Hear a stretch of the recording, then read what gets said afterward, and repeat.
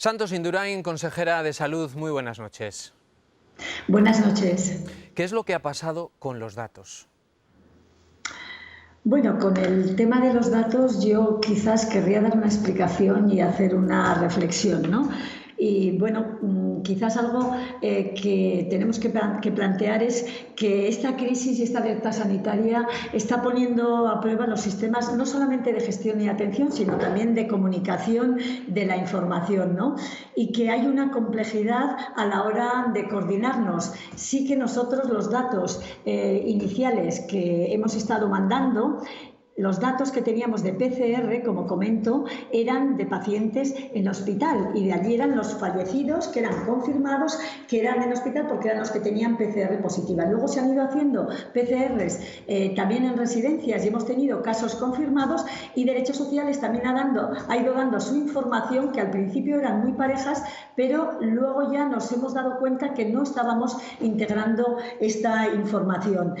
Y es verdad que esta disfunción que la hemos detectado, y también hay que decirlo, pues con el apoyo también de la prensa, no precisamente a remolque, ni mucho menos, otras autonomías también las estaban detectando. Y al darnos cuenta de ese fallo, lo que hemos tenido claro es que teníamos que tender hacia una integración. Y la verdad es que lo que no ha habido es ningún interés en ningún momento de ocultación de ningún tipo, más allá de estas dificultades quizás de adaptar estos sistemas pues a las nuevas y complejas situaciones distintas, ¿no? Hemos ido contando conforme teníamos los datos, hemos ido lo mismo que también dábamos el boletín epidemiológico de salud pública, donde aunque no eran confirmados venían todos los casos posibles que estaban en domicilio, pues sí que hemos de reconocer que no ha habido una integración, que ahora sí que la hay, al haber detectado que eso precisamente podía hacer sacar conclusiones erróneas y que no eran las acertadas. Bueno, yo creo que eso podría ser algo que cualquier ciudadano se estaba dando cuenta. Era prácticamente un grito unánime en la calle de que había más muertos de los que se estaban contando. Ustedes han llevado la cuenta de los fallecimientos en hospitales y residencias al día, según dice, pero ¿por qué no se ha dado ese dato desde el principio? Pues por lo que le comento, porque además al principio, cuando por parte también de las residencias empezaron a dar los datos, también se incluían personas fallecidas que fallecían en hospital, o sea, se daban desde la residencia, pero eran fallecimientos en el hospital, ¿no? Entonces, sí que es verdad que esto ha costado el ajustarse. Dábamos y decíamos que efectivamente había más mortalidad, sí, porque también éramos conscientes de que había esta cifra que desde Salud Pública se comentaba, y la comentábamos cada martes, nos hacía pensar que había más mortalidad asociada al COVID. Yo he dicho antes que esta era la explicación y que iba a hacer también una reflexión, ¿no? Es verdad que detrás de esta situación, de estas cifras, que duda cabe, y que estos datos son importantes y que efectivamente ahora estamos en la senda de esta integración y que reconocemos que esto efectivamente no se ha hecho, debemos que contemplar que al margen de estadísticas y de otras consideraciones, para nosotros y para todos los profesionales sanitarios, detrás de cada paciente confirmado, paciente posible, desde luego ellos han sido nuestra prioridad y la de los profesionales que se están dejando la piel día a día, y lo que todos hubiéramos deseado es que estuvieran en el apartado de casos curados. Detrás de cada fallecido hay una persona, hay una familia, hay una historia, y desde luego desde el punto de vista humano yo creo que esto lo que nos tiene que llevar es, pasados y analizados estos debates, a tener claro que tenemos que unir fuerzas todos y todas, cada uno desde nuestra responsabilidad. ¿Cree usted que tenían que haberlo hecho así desde el principio? Bueno, al principio lo que le comentaba es que al principio los pacientes que teníamos confirmados, que es lo que, si ustedes han visto, se sigue pidiendo casos confirmados, estaban en el hospital. Por eso fue el dar allí estos datos, el darlos de esta manera. ¿Y tiene sentido ahora cambiar la fórmula un mes después? Hombre, lo que es claro es que yo creo que es muy importante para todas las comunidades, para todos los gobiernos, tener la foto real de lo que está pasando, sobre todo porque tenemos que tener en cuenta que tenemos dentro de la gestión que se está haciendo seguir con medidas preventivas y seguir trabajando, que decir después no queremos saber qué ha pasado, qué está pasando y queremos saber a futuro qué está ocurriendo, porque tenemos que monitorizar, porque estamos hablando que hemos hecho pico, pero que ahora la fase de bajada es una fase en la que tiene que haber mucho rigor, mucha prudencia, todo lo que hemos conseguido entre todos, entre toda la sociedad, entre profesionales, entre la población a la que está haciendo un esfuerzo tan importante desde la corresponsabilidad, no nos tenemos que arriesgar a perder nada de esto. ¿Cuándo van a terminar de hacer definitivamente los test rápidos a todos los usuarios de las residencias de mayores y de los centros de capacidad? Bueno, vamos a ver, en las residencias sociosanitarias, a todos los residentes y también a todos los profesionales que han tenido síntomas y que tienen, se les hace una prueba de PCR, que es la prueba más fiable para el diagnóstico. En residentes y también en trabajadores asintomáticos estamos haciendo los test rápidos y en lo que va de semana pues se han hecho una cifra bastante alta, se han hecho 1000 y pico test rápidos a residentes y unos 720 a profesionales. La idea es, desde luego se ha empezado priorizando por aquellas residencias de más de 50 camas, aquellas en las que tienen más prevalencia de casos positivos, pero se está así ampliando y desde luego que, bueno, que al ritmo que vamos en la semana que viene se acaba del todo.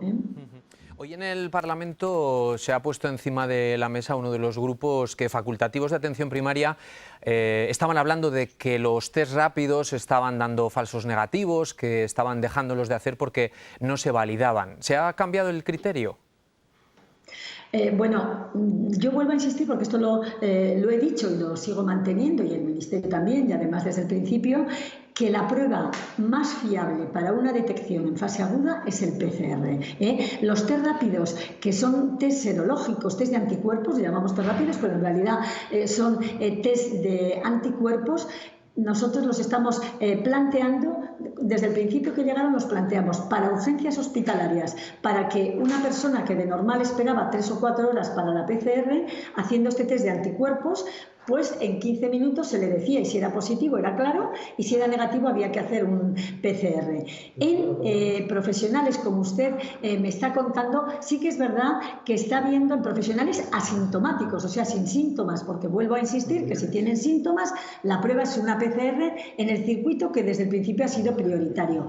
Pero en profesionales sin síntomas, los test rápidos, es verdad que en la técnica, y de hecho me consta que hoy se han mandado instrucciones en este sentido de atención primaria, tiene que ser una técnica de gota gruesa. Es un tema como en otros en el que nos estamos adaptando y adaptando protocolos si realmente tuviéramos nuevas evidencias. En principio, el documento guía avalado por el Carlos III y por el Centro Nacional de Microbiología valida la prueba en digitopunción, pero es verdad que la técnica adquiere más sensibilidad si es gota gruesa. ¿Puede haber falsos negativos?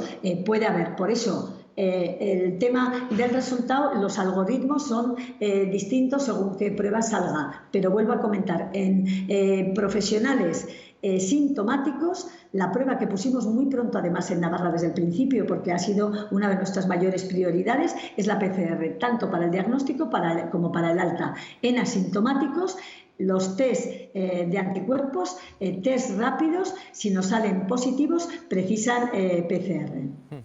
Consejera, ¿por qué se tardó tanto en hacer los test en las residencias? ¿Tuvo usted que elegir? Vamos a ver, lo que sí que hemos tenido es que en esta adaptación tener muy claro criterios de priorización, y los criterios de priorización desde el principio han sido para pacientes ingresados que tuvieran clínica respiratoria o que la adquirieran dentro del hospital, para profesionales sanitarios y sociosanitarios, y desde luego en tercer lugar en esta priorización que prácticamente fue global en residentes de residencias sociosanitarias. Es verdad que en una fase inicial de menos reactivos con que hubiera un caso positivo, que no solamente se hacía uno, se hacía a más de uno para ver si el primer positivo llevaba a una serie de medidas preventivas que son las que han sido básicas, porque cuando luego hemos podido hacer a todos, hemos hecho las mismas. ¿Cuál han sido? Primero, tener claro que un caso positivo, si había otros pacientes con síntomas, había que aislar, porque eso ya suponía que había un brote y el resto de contactos estrechos tenían que estar en cuarentena. Cuando luego, al tener ya más reactivos, hicimos a todos los residentes con síntomas PCR, las medidas fueron las mismas. Deben ser las medidas, como he comentado, preventivas y asistenciales. Y luego, tras hacer PCRs a todos, la verdad es que, PCRs hemos hecho 12.500 pruebas de PCR en el complejo hospitalario y 1.300 en la Clínica Universidad de Navarra. Y en los test rápidos hemos hecho, en el medio residencial, hemos hecho 1.300 PCRs también. Entonces, a todos los residentes con síntomas y a todos los trabajadores del ámbito sociosanitario con síntomas se les han hecho PCRs. Muy bien. Bueno, hace días que no hemos hablado, ni se ha oído hablar de los respiradores de Turquía. Estuvimos casi una semana intentando saber si finalmente llegaban o no. Eran 12, ya están funcionando. ¿Qué uso se les está dando? Bueno, ustedes saben que nosotros, porque lo hemos comentado, que en esta fase de adaptación de todo el sistema sanitario y de planificación, porque teníamos que tener planificados todos los recursos, tanto hospitalarios y de atención primaria, y por eso yo he comentado el gran esfuerzo de todo el sistema sanitario, un sistema sanitario del que podemos estar todos los navarros tremendamente orgullosos. Nos adaptamos a todas las situaciones que podíamos tener y en estas aumentar las unidades de críticos mucho más de lo que tenemos. Hemos tenido 95 pacientes ingresados en la UCI. En este momento estamos en 53. ¿Qué quiere decir? Que lo que sí que teníamos respiradores, claro que teníamos, pero dentro de esta preparación para otros escenarios, incluso para el más pesimista que hicimos, ampliamos muchísimo y en esto la compra de respiradores. Efectivamente, entre ellos, no eran los únicos, eran los de Turquía y están montados, pero ya hemos ido comentando que en una semana no ha habido nuevos ingresos en UCIs y que la ocupación ha bajado. Y desde luego lo que sí también quiero transmitir es todo el agradecimiento y el reconocimiento a nuestros equipos de intensivos, equipos multiprofesionales, equipos de críticos que tienen una calidad altísima, que han estado trabajando de una manera incansable y con una grandísima calidad y han estado dando una respuesta a estas situaciones que hemos estado viviendo. O sea, ¿están los 12 funcionando y exactamente dónde?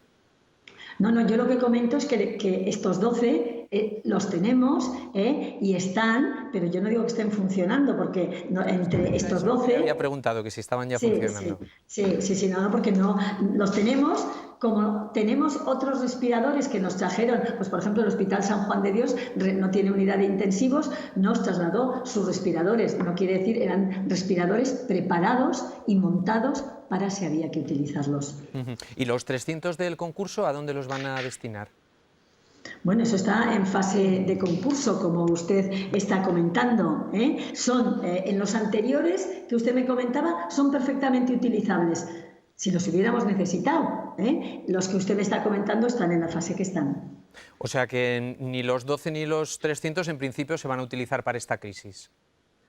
Bueno, en esta crisis no hemos acabado. En esta crisis hemos pasado una etapa, y estamos en una etapa de meseta, de bajada, pero yo quiero transmitir un mensaje que es esperanzador, que es optimista, pero un mensaje de total prudencia, porque realmente esta crisis no ha acabado. Estamos aún en el estado que estamos, en un estado de confinamiento. Entonces, bueno, no hemos desmontado ninguno de los dispositivos que teníamos preparados para esta pandemia. ¿Espera más material comprado por el Gobierno de Navarra o todo el que venga será ya del Ministerio de Sanidad? Bueno, nosotros hemos activado, quiero decir, hemos tenido dos líneas. Por un lado, la línea del Ministerio, que nos ha ido aprovisionando, y por otro lado, una línea propia. En su momento se creó una comisión también interdepartamental en la que estaba Desarrollo Económico, en la que estaba Innovación, para mantener abiertas todas unas vías de aprovisionamientos con China o con otros proveedores y que esto fuera ágil. Ahora incluso se está tratando de quizás una vía de producción propia. Todos sabemos a nivel internacional cómo han ido evolucionando mercados, cómo en su momento se fueron cerrando, abriendo y bueno, esa es una línea que desde luego no hemos cerrado nada, ninguna y estamos en el momento que comentó. Hoy hemos sabido que el Gobierno foral ha habilitado el procedimiento para realizar donaciones para gastos de esta crisis. La aportación conlleva una deducción fiscal del 25% de la cantidad donada. ¿Hay gastos afectados en el área de sanidad? Bueno, en el área de sanidad el tema de gastos o desde luego de lo que esta crisis está suponiendo, tanto a nivel de recursos materiales como de recursos humanos. Yo el otro día comentaba que prácticamente tenemos 1.200 contrataciones que se han hecho y no solamente para salud. Nosotros también hemos contratado profesionales cuando en residencias sociosanitarias, enfermeras o otros profesionales estaban afectados por el COVID y no podían trabajar. Quiero decir, ha sido y es muy importante todo este